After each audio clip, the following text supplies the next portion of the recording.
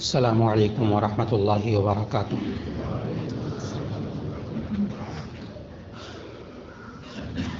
نحمده ونصلی علی رسوله الکریم،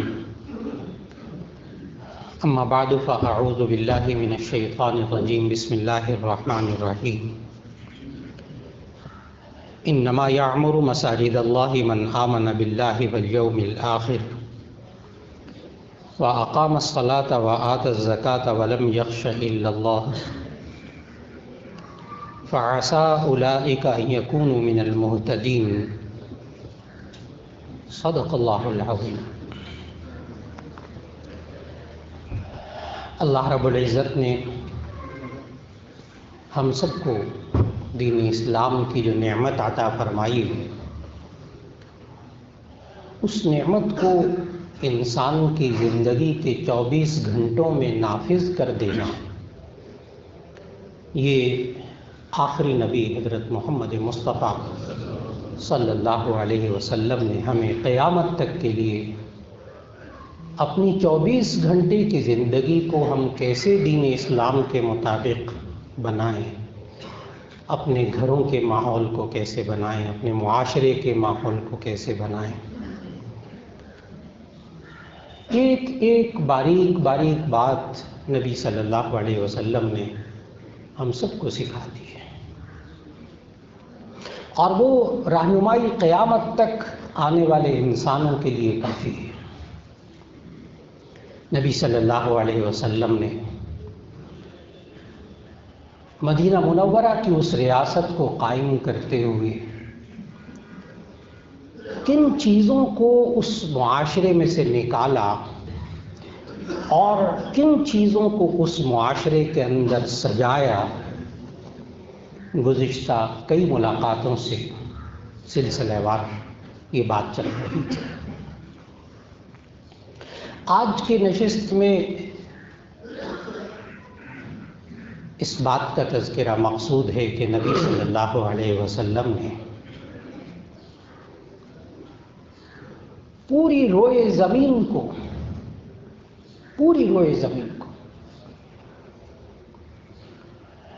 اللہ تعالیٰ نے یہ والی نعمت اس سے پہلے آدم علیہ السلام سے لے کر رسول اللہ صلی اللہ علیہ وسلم سے پہلے آنے والے نبی اور رسول، نبی صلی اللہ علیہ وسلم سے جو پہلے نبی اور رسول تھے وہ حضرت عیسیٰ علیہ السلام، ان کے 570 سال کے بعد نبی صلی اللہ علیہ وسلم حضرت محمد مصطفیٰ صلی اللہ علیہ وسلم خاتم النبیین تشریف لائے، اور آدم علیہ السلام سے لے کر نبی صلی اللہ علیہ وسلم سے پہلے تک آنے والے انبیاء کو وہ خصوصیت نہیں دی گئی تھی جو کہ نبی صلی اللہ علیہ وسلم کو خصوصیت دی گئی، جو نبی صلی اللہ علیہ وسلم نے خود فرمایا کہ مجھے وہ خاص چیزیں دی گئی ہیں جو اس سے پہلے کسی نبی کو نہیں دی گئیں، اور ان میں سے ایک jخصوصیت یہ ہے کہ جعلت لی الارض مسجدا، میرے لیے ساری روئے زمین کو مسجد بنا دیا گیا ہے۔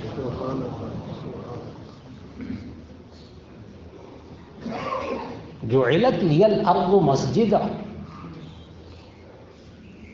میرے لیے پوری زمین کو مسجد بنا دیا گیا۔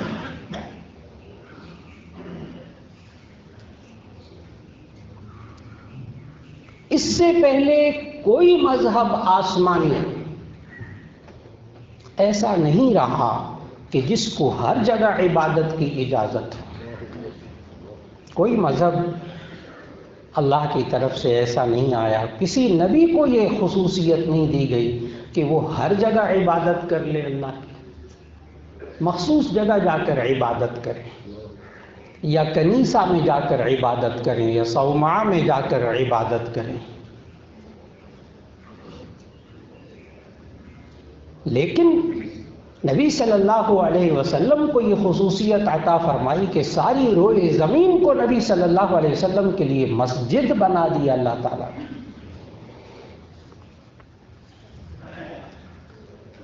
ذہن میں رکھیے گا کہ یہاں مسجد کا لغوی معنی، لفظی معنی مراد ہے۔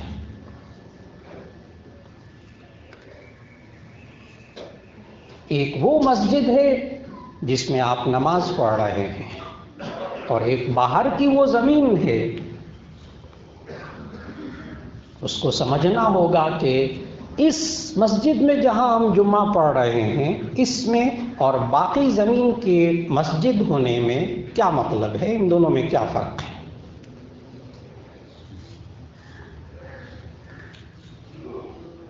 عربی زبان میں سجدہ یسجد کا معنی ہوتا ہے سجدہ کرنا، سجدہ کرنا۔ اور سجدہ کرنے کی ڈیفینیشن یہ ہوتی ہے، تعریف جو ہمیں دین اسلام نے سکھائی ہے،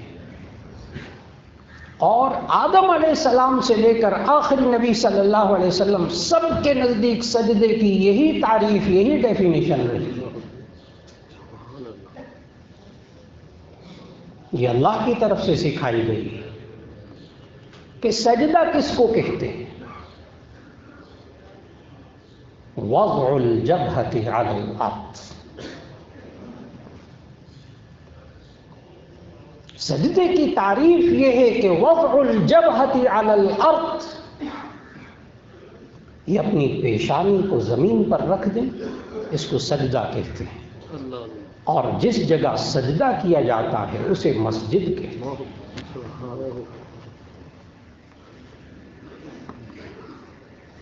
اس سے پہلے کسی نبی کو اور کسی نبی کی امت کو اس بات کی اجازت نہیں تھی کہ ہر جگہ سجدہ کر لیں،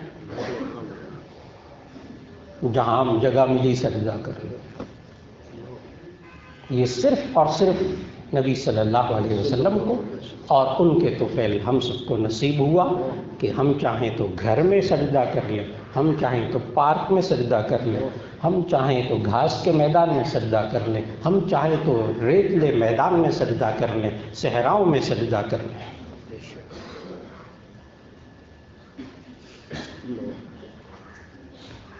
یہ ہے مسجد کا لفظی معنی، جس کو کہتے ہیں لغوی معنی۔ اور ایک ہوتی ہے اصطلاح، ایک کسی لفظ کا اصطلاحی معنی ہوتا ہے۔ اگر اس کے لیے میں ایک خاص لفظ بولوں تو فوراً سب ساتھیوں کو سمجھ میں آ جائے گا۔ ٹرم ایک ٹرمنالوجی ہوتی ہے، اصطلاح۔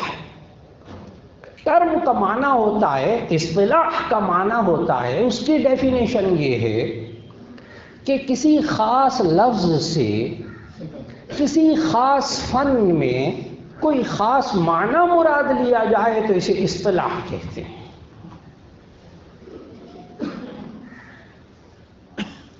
تین چیزیں، کسی خاص لفظ سے، کسی خاص فن سبجیکٹ میں، کسی خاص مطلب کے لیے اس کو استعمال کیا جائے تو اسے ٹرم کہتے ہیں، اسے اصطلاح کہتے ہیں۔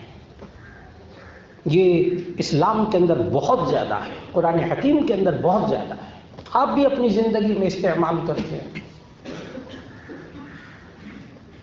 صلاۃ کا معنی آپ نماز کرتے ہیں، اقیم الصلاۃ، لیکن آپ کو حیرت ہوگی کہ آپ ساری ڈکشنریاں اٹھا کے دیکھیے، عربی، اردو، انگریزی، کہیں بھی آپ کو صلاۃ کا معنی نماز نہیں ملے گا۔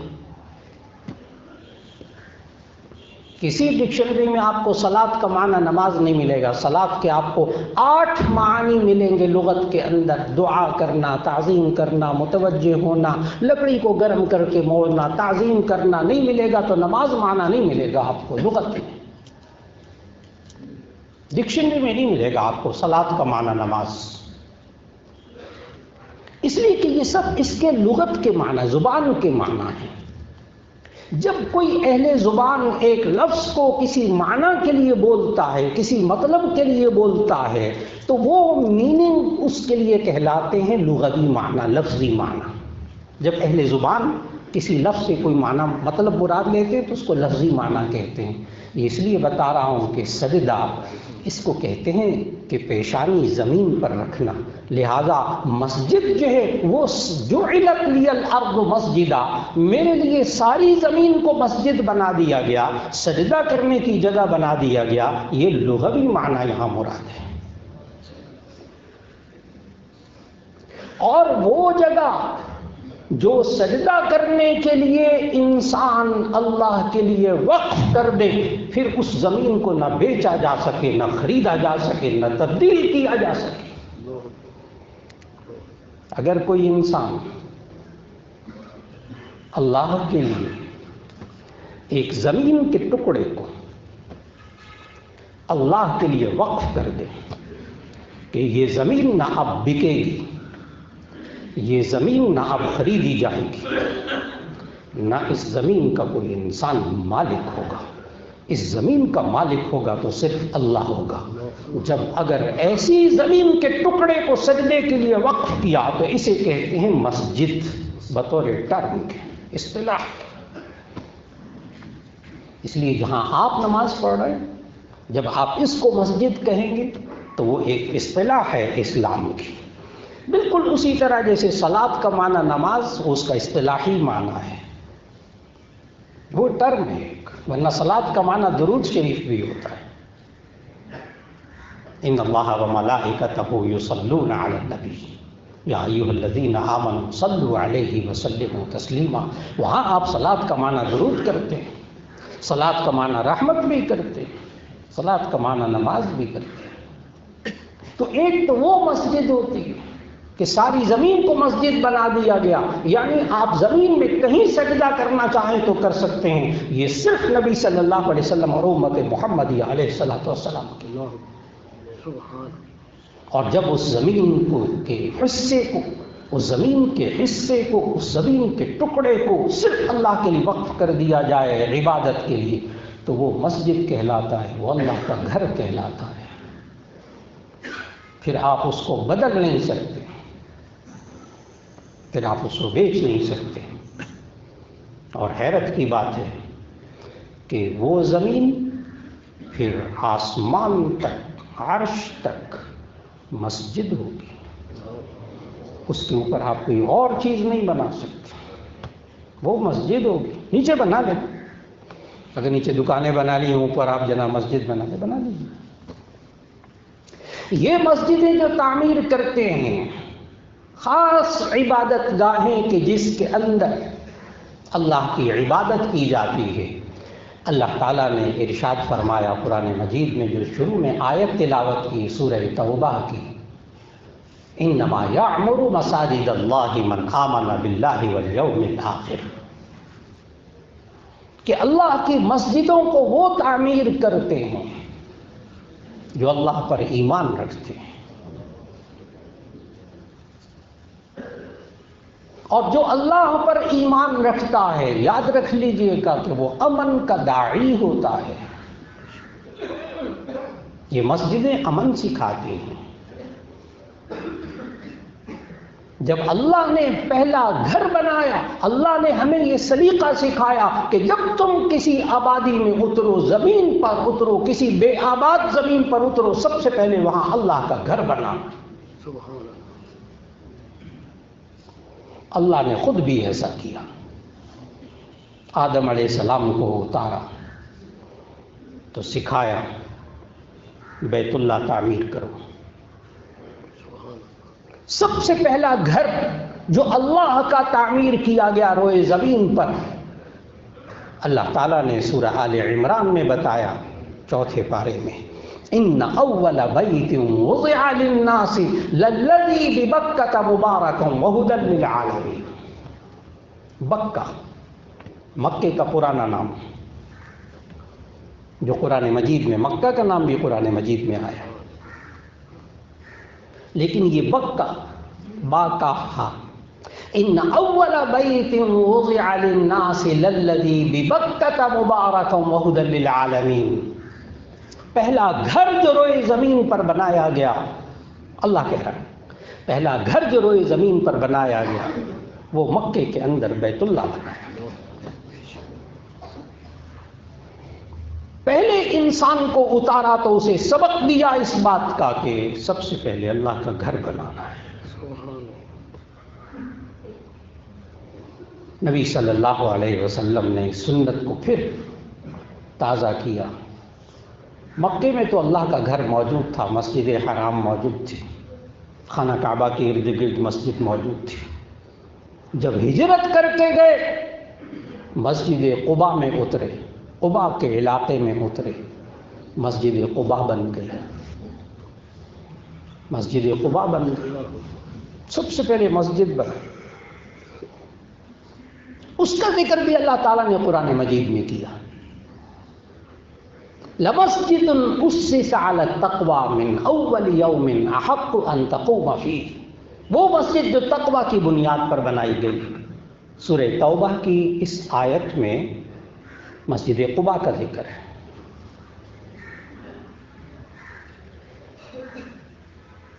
یہ مسجد کی تاریخ یہ انسان کی تاریخ سے جا کر ملتی ہے۔ پہلا انسان، پہلا مسجد بنانے والا، اللہ کا گھر بنانے والا۔ اللہ کا گھر انسان بھی بناتے ہیں، اللہ کے گھروں کو تباہ شیطان کرتے ہیں، شیطانی قوتیں کرتی ہیں۔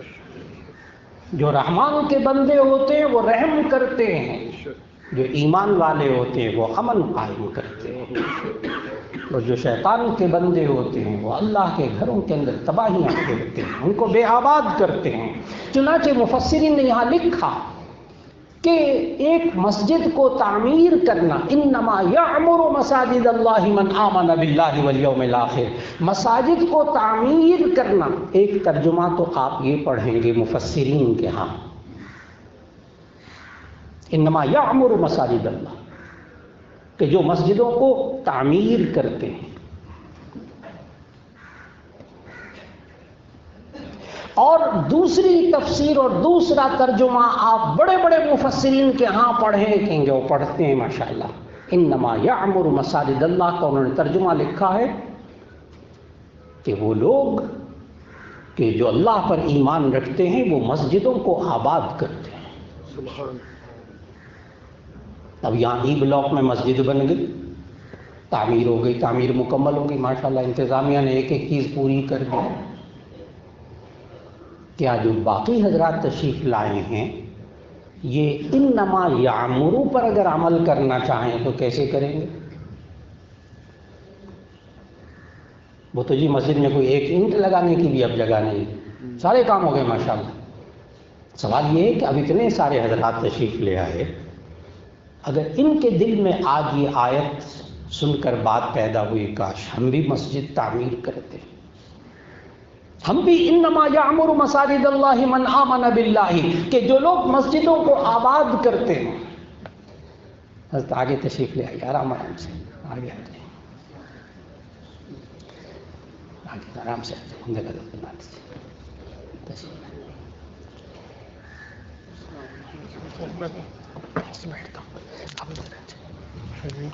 آپ کرسی نہیں، آپ یہ بیٹا کرسی دے دیجیے۔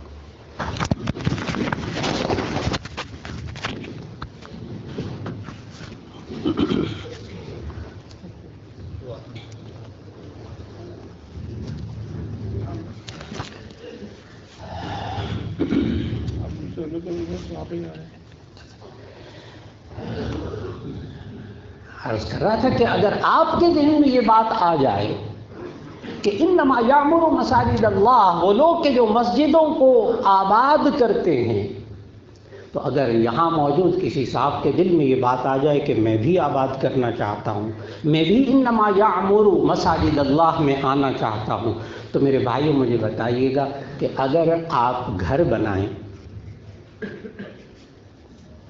گھر تعمیر کر لیا آپ نے اپنا، اور وہاں رہیں نہ، جا کر جائیں نہ، وہاں کوئی بھی نہ جائے خاندان میں، نہ بیٹا نہ باپ نہ کوئی، تو آپ کیا کہتے ہیں؟ آپ کہتے ہیں گھر تو بن گیا ہے ابھی آباد نہیں ہوا، گھر تو بن گیا ہے ابھی آباد نہیں ہوا۔ آباد کیسے ہوگا؟ جی آپ اس گھر میں تشریف لے جائیے، اس گھر میں آنا جانا شروع کر دیجیے، اپنے بیوی بچوں کو وہاں لے جائیے، اپنے بچوں کو وہاں لے جائیے، اپنے عزیز و اقارب کو وہاں، ان کو بھی کہیں تشریف لائیں ہمارے گھر میں۔ جب وہ گھر میں آنا جانا کریں گے تو وہ گھر کیا ہو جاتا ہے؟ آباد ہو جاتا ہے۔ یہ مسجد تو ای بلاک والوں نے تعمیر کر لی، مکمل ہو گئی ماشاءاللہ، اب اسے آباد کیسے کریں گے؟ آپ حضرات کو بشارت سنانا چاہتا ہوں اس سورہ توبہ کی آیت کے حوالے سے کہ آج ایک ایک نمازی جو اس مسجد میں موجود ہے وہ اس مسجد کو آباد کرنے آیا ہے۔ جی، گھر میں آنا جانا کریں تو وہ آباد ہو جاتا ہے نا۔ آپ تشریف لائیں نا مسجد میں، اللہ کے گھر میں آئے ہیں نا، تو ایک ایک آنے والا اللہ کے گھر کو کیا کیا؟ اس نے آباد کیا ہے۔ اور وہ جو گولیاں شولیاں مار کے ساروں کو ختم کر کے وہ جو بس کوئی نہ آئے مسجد میں، تو انہوں نے مسجد کو کیا کیا؟ بے آباد کیا ہے۔ لیکن گھبرائیے گا نہیں بالکل کہ وہ نیوزی لینڈ میں ہو گیا، فلاں ہو گیا، یہ ہو گیا، وہ گیا، اتنے ٹھیک، افسوس بہت جانی نقصان ہے۔ لیکن آپ کو حیرت کی بات بتاؤں کہ آج نیوزی لینڈ کے اندر جمعے کی نماز ہوئی اور پورے ملک کے تمام سرکاری ریڈیو اسٹیشن اور ٹی وی اسٹیشن نے اذان نشر کی۔ شہادت قبول ہو گئی کہ نہیں ہو گئی؟ اب بولیے، وہاں جہاں اللہ کی اذان نماز پڑھنے والوں کو گولیوں سے بھونتے تھے، آج اس ملک کے کونے کونے میں اللہ کا نام گونج رہا ہے۔ ایک ایک نمازی کی شہادت قبول ہوئی ہے اور ایک ایک اللہ کے نام کا ثواب اس نمازی کو مل رہا ہے وہ جو شہید ہوئے ہیں۔ اب بولیے ان کا کتنا بڑا مقام ہوگا۔ آپ حضرات بھی آج اس مسجد کو آباد کرنے کے لیے تشریف لائے۔ اللہ ہمیں مسجدیں آباد کرنے کی توفیق دے، مسجدوں میں آنے جانے کی توفیق دے دے۔ اور ہمارے جامعہ شفیہ کے مفسر قرآن، انہوں نے نکات القرآن تفسیر لکھی، میرے استاد محترم حضرت مولانا عبدالرحمن الشفیع صاحب رحمۃ اللہ علیہ، انہوں نے یہاں پہنچ کر اس آیت میں ایک نکتہ بیان کیا، نکات القرآن میں بہت عجیب نکتہ، فرمایا کہ جو بندہ مسجد کو آباد کرے اس کے بارے میں حدیث موجود ہے صحاح ستہ کی کہ جو بندہ مسجد آباد کرے یعنی مسجد میں آنا جانا رکھے، اس کے ایمان کی گواہی دو کہ وہ مومن ہے۔ اور پھر وہ جو نبی صلی اللہ علیہ وسلم نے فرمایا کہ من آمنا، نبی صلی اللہ علیہ وسلم نے بہت خوبصورت جملہ فرمایا کہ من بنا للہ مسجدا بنى اللہ لہ بیتا فی الجنہ، جو بندہ مسجدوں کو بناتا ہے، مسجدوں کو آباد کرتا ہے، مسجدوں کی تعمیر کرتا ہے، بنى اللہ لہ بیتا فی الجنہ، تو وہ جنت میں اللہ تعالیٰ اس کا گھر بنائے گا۔ عجیب بات فرمائی میرے شیخ نے، صحیح مسلم ان سے پڑھی تھی، اللہ ان کے درجات کو بلند فرمائے، ان کو جنت الفردوس عطا فرمائے۔ بڑی عجیب و غریب بات کہہ دی، آپ بھی جا کر ذرا جمعے کے بعد غور کیجیے گا، اس جملے پر غور کیجیے گا۔ کہنے لگے کہ نبی صلی اللہ علیہ وسلم نے فرمایا، ایک طرف تو اللہ تعالیٰ نے کہا کہ جو مسجدوں کو آباد کرتا ہے، کون کرتا ہے؟ من کان یؤمن باللہ والیوم، انما یعمر مساجد اللہ من آمن باللہ والیوم الآخر، مسجدوں کو وہ آباد کرتا ہے جو اللہ پر ایمان رکھتا ہے۔ اور اس کے ساتھ حدیث کو جوڑ لیجئے کہ جو مسجدوں کو تعمیر کرتا ہے، مسجدوں کو آباد کرتا ہے، بنى اللہ لہ بیتا فی الجنہ، تو اللہ تعالیٰ اس کے لیے جنت میں گھر بناتا ہے۔ غور کیجئے گا ذرا بات پر، اللہ تعالیٰ اس کے لیے جنت میں گھر بناتا ہے۔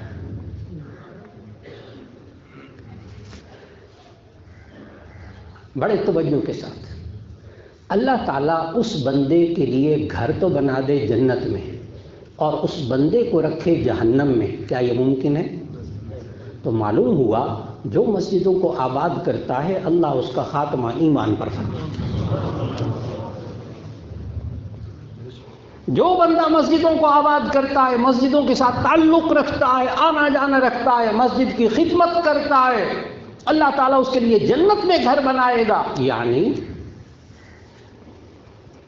وہ ایمان کی حالت میں مرے گا، ایمان کی حالت میں اس دنیا سے جائے گا، اور پھر اس کے بعد اللہ تعالیٰ اس کے لیے کہاں گھر بنائے؟ ہاں، اور جنت میں گھر بنائے اللہ تعالیٰ اس بندے کے لیے، اور رکھے اس کو کہاں؟ قیام اس کا ہو جہنم میں۔ ناممکنات میں سے ان اللہ لا یظلم الناس شیئا، اللہ تعالیٰ کبھی کسی پر ظلم نہیں کرتا کہ گھر وہاں بنائے رہے رکھے جہنم میں، ممکن نہیں۔ آج ہم ابھی جن صاحب کا ابھی نماز کے بعد جنازہ ہوگا،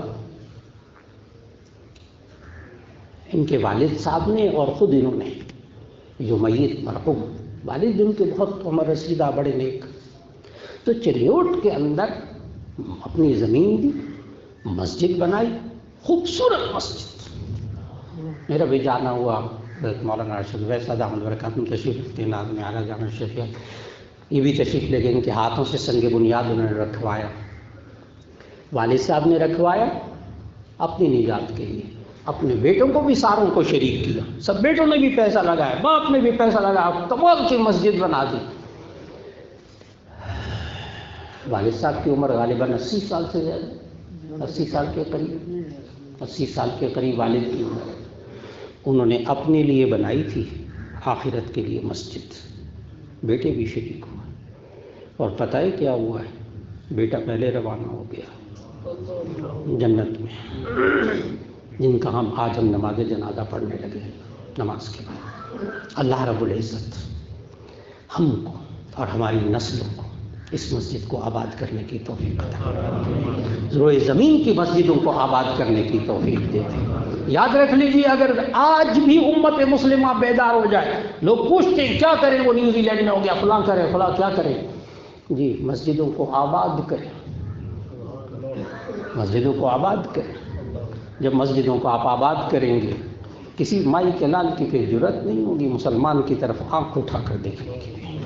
اللہ رب العزت ان شہیدوں کی شہادت کو قبول فرمائے، اور آج جو اس کافر ملک کے اندر، غیر مسلم ملک کے اندر کونے کونے سے جو اللہ کا نام بلند ہو رہا ہے، اللہ اس کا سارا ثواب ان کو عطا فرمائے۔ وآخر دعوانا الحمدللہ رب